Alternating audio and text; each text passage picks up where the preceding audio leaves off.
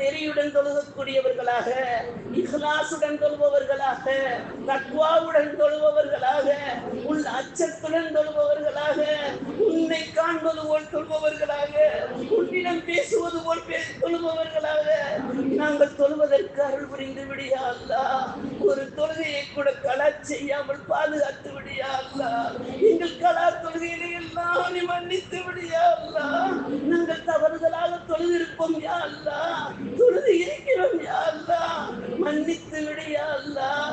நாளை மறுமையில் நல்லவர்களுடைய தொழுகை எல்லாம் உன் அரிசில் வந்து சஜதா செய்யும் போது நீ ஏற்றுக்கொண்டேன் என்று நன்மாராயம் கூறுவாயே, அந்த கூட்டத்தில் எங்களையும் சேர்த்து விடியா அல்லாஹ்.